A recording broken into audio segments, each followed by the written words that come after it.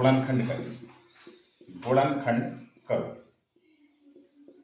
तो आपको अगर गुणनखंड करना है तो कैसे हल करते हैं? तो हल करने का तरीका क्या है कि जो आपको बेटा प्रश्न दिया जाए उस प्रश्न को सबसे पहले उतार दीजिए। क्या लिखा है? ax प्लस में by और प्लस में ay और प्लस में by। यहाँ पर y नहीं, y की जगह क्या है? x है।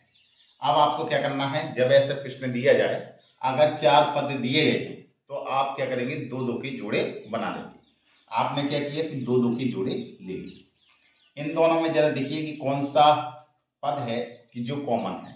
तो आपने देखा कि यहाँ पर आपको क्या दिख रहा है? एक जैसा x दिख रहा है, तो x कॉमन ले लीजिए। कॉमन का मतलब क्या होता है? भाग देना। तो इसका इसमें भाग देंगे तो x खत्म हो जाएगा। कितना बचेगा? a।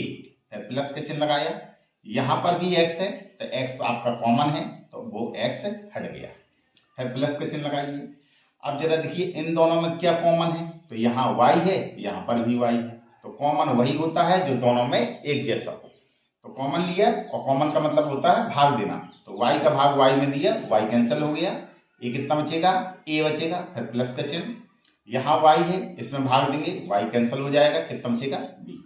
हमेशा बेटा गुणनखंड में एक खास बात ये होती है कि जो बेटा पहला वाला खंड बनेगा वैसा ही टू कॉपी दूसरा वाला खंड ही बनना चाहिए।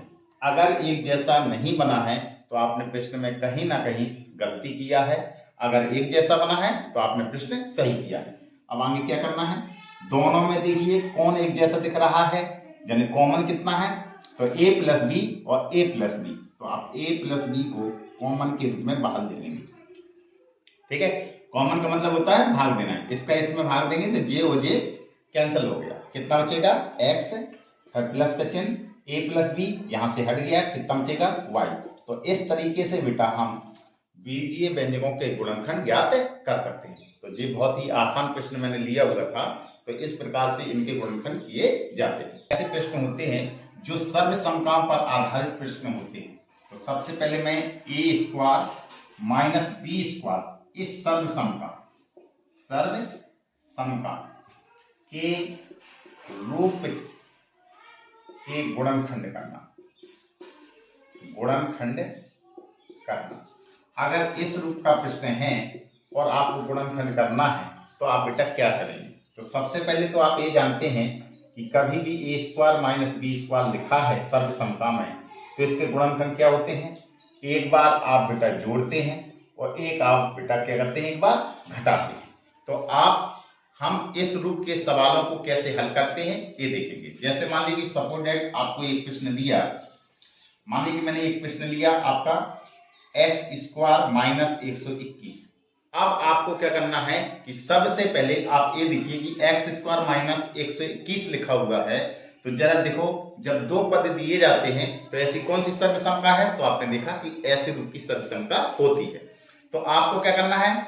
ऐसे प्रश्न को सबसे पहले इस रूप में बनाना पड़ेगा। और इस रूप में बनाने के लिए क्या करते हैं कि जो आपका फर्स्ट पद दिया गया है और जो आपका सेकंड पद दिया गया है इन दोनों के बारी बारी से वर्गमूल ज्ञात करेंगे।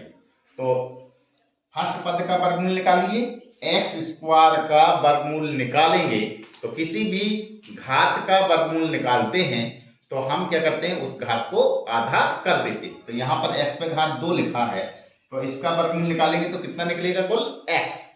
वर्गमूल निकलने के बाद हम फिर उसका वर्ग करते हैं। वर्गमूल निकलने के बाद क्या करना है? वर्ग करना। मैं पहले सवाल में आपको पूरा स्टेप करके बताता हूं कि आपको क्या करना है। एक्स स्क्वायर का पहला आपने वर्गमूल लिया, वर्गमूल निकलने के बाद फिर उसका वर्ग किया। ये सिर्फ समझने के लिए मैं कर रहा हूं। ऐसा आपको आगे के प्रश्न जब कभी भी हल करोगे तो आपको ऐसा कभी नहीं लिखना है, डायरेक्ट आपको सीधा लिखना है। माइनस का चिन्ह लगाएंगे। अब 121 का वर्गमूल लेना है तो वर्गमूल का ये चिन्ह होता है 121 और फिर इसका बेटा क्या करना है? वर्ग करना है। अब आपको क्या करना है? इसको सही रूप से आप हल करिए। एक्स स्क्वायर का वर्गमूल लेंगे तो कुल कितना आएगा?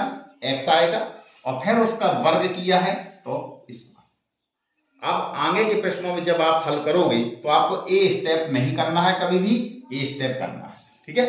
माइनस के चिन्ह लगाएंगे, 121 का वर्गमूल लेंगे तो 121 का वर्गमूल कितना होता है 11, और इसका क्या लिखा है होल स्क्वायर। अब आप देख रहे होंगे कि ए किस रूप की सर्वसमता फंस गई है, तो आपने देखा ए स्क्वायर माइनस बी स्क्वायर का रूप है। कौन सा है ए स्क्वायर माइनस बी स्क्वायर, और इसका बेटा सूत्र होता है कि ए स्क्वायर माइनस बी स्क्वायर का रूप है, तो क्या करना है एक बार बेटा जोड़ना है और एक बार आपको बेटा क्या करना है घटाना है। एक बार जोड़ना है और एक बार घटाना है। तो आप इसको ऐसे ही हल करेंगे। तो क्या करना है a प्लस बी, तो a के स्थान पे बेटा कितना लिखा है x, तो x लिखेंगे, फिर प्लस का चिन्ह है तो प्लस चिन्ह लगाएंगे। b के स्थान पे कितना लिखा हुआ है 11, तो यहाँ पे 11 लिखेंगे, कोष्टक बंद करेंगे, फिर कोष्टक लगाएंगे। a लिखा, a के स्थान पे कितना लिखा है x, फिर माइनस के चिन्ह लगाएंगे। b के स्थान पे कितना लिखा हुआ है 11। इस तरीके से हम कभी भी ए स्क्वायर माइनस बी स्क्वायर के रूप के सवाल दिए जाएं और आपको इसके गुणनखंड ज्ञात करना हो तो आप इस तरीके से ज्ञात करेंगे। क्लियर। जैसे मान लीजिए कि सपोर्टेड मैंने एक प्रश्न लिया आपका, ए पे घात 4 लिखा हुआ है और माइनस के 625 लिखा हुआ है, और मैंने कहा कि इसके गुणनखंड करो, गुणनखंड करो। तो मैंने आपको बताया जब कभी भी दो ही पद कुल दिए जाए और दोनों के ही वर्गमूल निकल रहे हों तो हमेशा आपके दिमाग में ये बात आनी चाहिए कि ये किस रूप का समीकरण है। तो आप देख लेना कि ये कौन सी सर्वसम का है, ए स्क्वायर माइनस बी स्क्वायर के रूप की सर्वसम का है। तो ऐसे सवालों को हल करने के लिए मैंने आपको क्या बताया, तो हल करने के लिए सबसे पहले तो आप प्रश्न को उतार लीजिए, a की पावर 4 माइनस 625। अब क्या करना है, सबसे पहले आपको वर्गमूल निकालना है। तो फर्स्ट पद का वर्गमूल निकालेंगे तो a की घात 4 का वर्गमूल निकालेंगे। तो मैंने आपको कहा पावर का वर्गमूल निकालना है तो आपको घात को आधा कर देना है। तो यहाँ पे 4 लिखा है तो 4 का कितना हो जाएगा, आधा करेंगे तो 2 हो जाएगा। फिर उसका क्या करना है वर्ग, तो आपने वर्ग किया, फिर माइनस का चिन्ह लगाया। 625 इसका वर्गमूल निकालेंगे तो 625 का वर्गमूल होता है 25 और फिर उसका वर्ग कर देंगे। अब आप देख रहे होंगे ये कौन सी रूप का फंस गया है सवाल, आप ए स्क्वायर माइनस बी स्क्वायर इस रूप में एक है। तो इस रूप का गुणनखंड क्या होता है, एक बार जोड़ते हैं और एक बार घटाते हैं। तो आपको इसको ऐसे ही रूप में बनाना है। क्या करना है, एक बार जोड़ना है। तो ए के स्थान पे कितना लिखा हुआ है ए स्क्वायर, फिर प्लस बी, और बी के स्थान पे कितना लिखा है 25, फिर कोष्टक दूसरा शुरू होगा। ए के स्थान पे कितना लिखा हुआ है आपका ए स्क्वायर, फिर माइनस, फिर बी कितना लिखा हुआ है 25। अभी आपका सवाल यहां समाप्त नहीं होगा। क्यों नहीं होगा, क्योंकि आपका प्लस में तो एक फॉर्मूला नहीं होता है लेकिन माइनस में फॉर्मूला होता है। ये फिर आपका रूप दोबारा से उत्पन्न हो गया है। तो जब तक इसके भी खंड नहीं करोगे ये प्रश्न समाप्त नहीं होगा। तो आपको आगे इसको और करिए हल। ए स्क्वायर प्लस में 25 हो गया। अब ए आपका रूप फिर वही रूप का है ए स्क्वायर माइनस बी स्क्वायर। कैसे बनाते हैं, इसका वर्गमूल लेंगे, ए आया, फिर इसका वर्ग करेंगे तो वर्ग किया तो कितना आ गया ए स्क्वायर। क्लियर। माइनस का चिन्ह, 25 का वर्गमूल लेंगे तो कितना आएगा 5, फिर उसका वर्ग करेंगे तो ये वर्ग कर दिया। क्लियर। अब आप जानते हैं पुनः यही सूत्र फिर दोबारा लगेगा आपका। क्या करना है, एक बार जोड़ दें और एक बार घटा दें। तो ए के स्थान पे कितना लिखा है, ए अकेला लिखा है, फिर प्लस का चिन्ह, बी के स्थान पे कितना लिखा है 5, फिर दूसरा कोष्टक ए माइनस और बी के स्थान पे कितना लिखा है 5। तो यही आपका आंसर है। तो आपने देखा कि इस तरीके के भी प्रश्नों को हम इस सर्वसमता के रूप में अबाकर इस प्रश्न को हल कर सकते हैं। कि सपोज अब इस रूप का प्रश्न आ गया कि जैसे मैंने एक प्रश्न लिया 50a² माइनस 162b², तो आपको कैसे इसका गुणनखंड कैसे करेंगे, तो गुणनखंड करो। तो गुणनखंड कैसे करना है, सबसे पहले प्रश्न को उतारना है। तो हल करने के लिए प्रश्न को उतारा जाता है पहले। तो 50a² माइनस 162b²।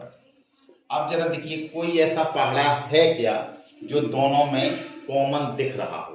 तो आप देख रहे होंगे कि यहाँ 2 का पहाड़ा दोनों में चला जाएगा, तो 2 का भाग दोनों में जाएगा तो 2 कॉमन हो गया। 2 कॉमन लिया तो 2 का भाग करेंगे 50 में, कितनी बार गया, 25 बार। ये लिखा 1² माइनस 2 का भाग 162 में देंगे तो 2 8 16 और 2 1 कम 2, और ये होगा b²।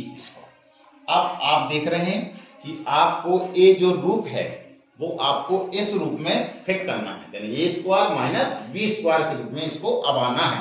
तो इस रूप में अबाने के लिए मैंने आपको क्या बताया था, महिला कोष्ठक लगा लीजिए। पहले सबसे पहले फर्स्ट पद का वर्गमूल निकालेंगे। तो 25 का वर्गमूल निकालेंगे तो कितना आएगा 5, और a² का वर्गमूल निकालेंगे तो कितना आएगा a, और फिर उसका क्या कर देते हैं वर्ग, फिर माइनस का चिन्ह। 81 का वर्गमूल निकालिए कितना आता है 9, और b² का वर्गमूल निकालेंगे कितना होता है b, और फिर उसका बेटा वर्ग। क्लियर, और मंझला कोष्ठक लगा दीजिए। क्लियर। अब आपको बेटा क्या करना है कि a आपका रूप कौन से रूप का हो गया है, a हो गया, a² माइनस b²। क्या फॉर्मूला होता है, एक बार जोड़ते हैं और एक बार आप लोग घटाते हैं, यानी इसका फॉर्मूला क्या होता है, एक बार जोड़ दे और एक बार घटा दे। इसको यहां पर मैं हल करूंगा, यहां पे जगह नहीं है। तो क्या करना है, बराबर में पहले से 2 दिया गया है, फिर कोष्ठक लगाइए। a प्लस b, a के स्थान पे कितना लिखा है 5a, तो 5a लिख दीजिए, फिर प्लस का चिन्ह। b के स्थान पे कितना लिखा है 9b, तो 9b लिख दीजिए। दूसरे कोष्ठक में क्या है a माइनस b, तो a के स्थान पे कितना लिखा है 5a, फिर माइनस b के स्थान पे कितना लिखा है 9b, तो j 9b। तो इस तरीके से बेटा हम ऐसे प्रश्नों के गुणनखंड करते हैं। सपोर्टेड कुछ इस तरीके के भी प्रश्न आया करते हैं, जैसे मैंने दिया 301 का होल स्क्वायर और इनटू में 300 और माइनस में 300 का होल क्यूब, ऐसा दिया गया और आपसे कहा गया कि इसके गुणनखंड करो एवं सरल करो। तो आपको बेटा कैसे हल करना है, तो ऐसे प्रश्नों को हल करने के लिए क्या करते हैं, सबसे पहले प्रश्न को उतार लीजिएगा। 301 का होल स्क्वायर इनटू में 300 माइनस में 300 का होल क्यूब। सबसे पहले बेटा आप ये देखिए कि दोनों में, यहाँ पूरे पद में और यहाँ पर कौन सी ऐसी संख्या है जो दोनों में कॉमन दिखाई दे रही है। तो आप देख रहे होंगे 300 यहाँ पर भी है और 300 यहाँ पर भी है, तो 300 आप कॉमन ले लेंगे। 300 कॉमन लिया तो ये 300 से कट गया, ये कितना बचा आपका 301 का होल स्क्वायर माइनस का चिन्ह। इस 300 से 300 का होल क्यों काटेंगे तो एक बार 300 कट जाएगा, तो क्या बार बचेगा 300 का होल स्क्वायर बचेगा। अब आप जानते हैं कि ये कौन सा रूप बन गया, आपका ये रूप बन गया है a² माइनस b²। क्या करते हैं, एक बार जोड़ते हैं और एक बार आप घटाते हैं। तो करिए इसको कैसा, ये 300 ज्यों खत्म आएगा, यहाँ कोई नहीं है तो कोष्ठक लगा लीजिए।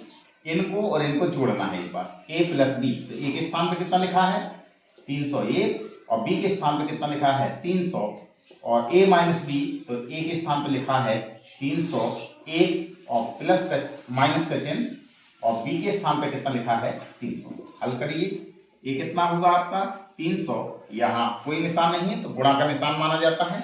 इनको और इनको आपस में जोड़ेंगे तो 300 और 301 कितना होगा आपका 601, गुणा 301 में से 300 गया तो कितना बचेगा 1। आप गुणा करवा लीजिए, 300 का गुणा 1 में करेंगे तो हो गया 300 और गुणा 601, इनका गुणा करवा लीजिए। डबल जीरो है तो डबल जीरो लिख देंगे, 3 का गुणा 1 में करेंगे तो 3 एकम 3, और 3 का गुणा 0 में करेंगे तो 0, और 3 का गुणा 6 में करेंगे तो 6 18। तो इस तरीके से बेटा ऐसे प्रश्नों को भी हम हल कर सकते हैं। क्लियर। तो अगर ऐसे प्रश्नों को आपको हल करना हो तो आप इस तरीके से ऐसे प्रश्नों को हल कर सकते हैं। अगर गुणनखंड अकेला कहता तो गुणनखंड आपका मात्र यहाँ तक होता, लेकिन सरल करने के लिए कहा है तो आपको पूरा प्रश्न लगाना पड़ेगा।